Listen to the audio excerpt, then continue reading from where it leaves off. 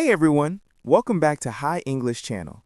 Today, I want to share something really special with you, my personal story of how I learned English in just 5 months. Yes, only 5 months. No expensive courses, no moving to another country, and no boring grammar books. If you're struggling to speak English with confidence, or if you've ever thought, maybe English just isn't for me, please stay with me because this story might change the way you see English forever. Let's begin. My name is Jake. I'm 26 years old and I come from Brazil. 5 months ago, I couldn't even say, "How are you?" without stopping and thinking for a few seconds. Every time I tried to speak, my brain froze. I knew the words, but I couldn't use them. The funny part, I had studied English for years in school. I memorized vocabulary lists, learned grammar tenses, and passed exams. But when it came to real conversation, I couldn't say a full sentence. Maybe you feel the same right now. You can understand a bit, you know some words, but when you need to speak, nothing comes out. That was me. Until one day, something happened that completely changed my life. For many years, I dreamed of working for a big international company. I'm a software engineer, and my dream job was to work in the US, to build amazing things with people from around the world. After years of hard work, I finally got the chance. One morning, I opened my email and saw this message. "Congratulations, you've been selected for an interview." I was so excited. I called my parents, I told my friends, I imagined myself living in another country, earning a great salary, working in a modern office. Then, the interview day came. There were 3 people on Zoom, all native English speakers. They smiled and said, "Hi Jake, nice to meet you." And then, my mind went completely blank. They asked me, "Can you tell us a bit about yourself and your experience in software development?" A simple question, right? But I froze. I tried to answer, but all I could say was, yes, software, I do coding, many projects, good." They looked at me kindly, but I could see the confusion in their faces. I felt embarrassed, small, powerless. After the interview, they said, "Thank you for your time, Jake." I knew what that meant. I didn't get the job. And it wasn't because I wasn't good enough. It was because I couldn't communicate. Because I didn't have English. That day, I learned a painful truth. English isn't just a language. It's an opportunity. It's the key to your dreams. And I didn't have that key. That night I promised myself, I will learn English. I don't care how hard it is. I don't care how long it takes. I will speak English fluently. So how did I do it? Here's exactly what I did step by step. When most people start learning English, they do one of 2 things. They either buy an expensive course or they memorize hundreds of new words. I did both before, and they didn't work. So this time, I started differently. I didn't study new words. I practiced using what I already knew. I created something I called my survival sentence list. 50 simple sentences I needed every day. "Hi, how are you?" "Can you repeat that, please?" "I'm learning English." "I don't understand." "I need a coffee, please." Every morning, I read these sentences out loud 10 times. Not once, 10 times. It was boring at first, but after a week, something amazing happened. The sentences started to come out automatically. Then I began talking to myself in English. Yes, out loud. When I cooked breakfast, I said, "I'm making eggs. They smell good. I'm hungry." When I walked to the bus, "I'm walking fast. I don't want to be late." It might sound silly, but this practice changed everything. Because I wasn't just learning English, I was living in English. And in just 15 days, I noticed something. I stopped translating in my head. After 2 weeks, I wanted to go beyond simple sentences. I needed to have real conversations. So I invented my favorite learning technique, the question-answer method.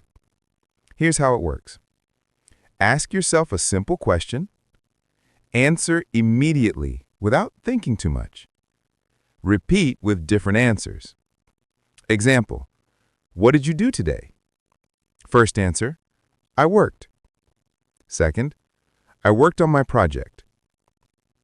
Third, I worked on my project for 3 hours, then I took a break. Each time, I added more details, training my brain to think in English. I practiced this every day for 30 minutes. After a few weeks, my sentences became longer, faster, and more natural.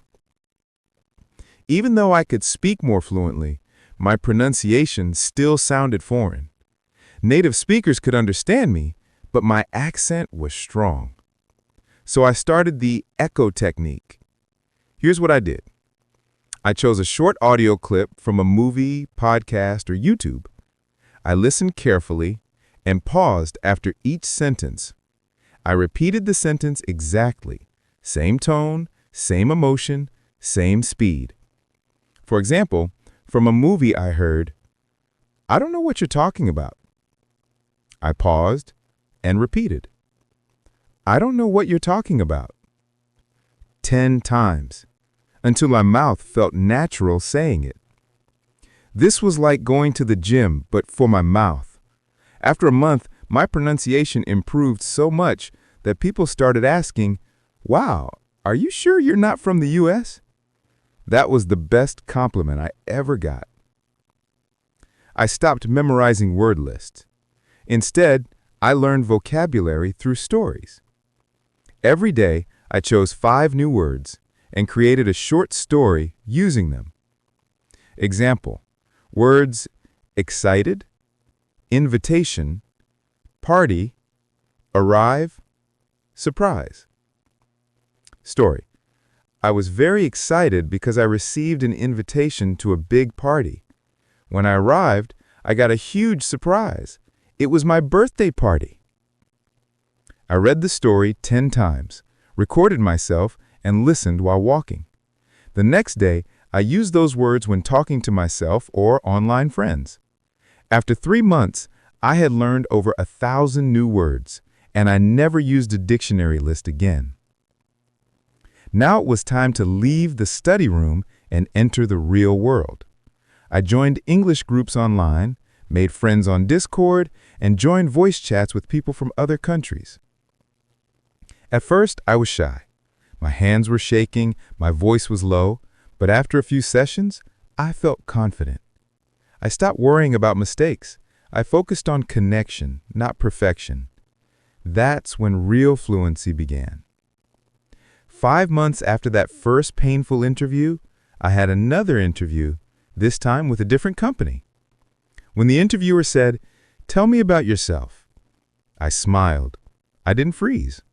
I said, "Sure, I'm Jake, a software engineer from Brazil.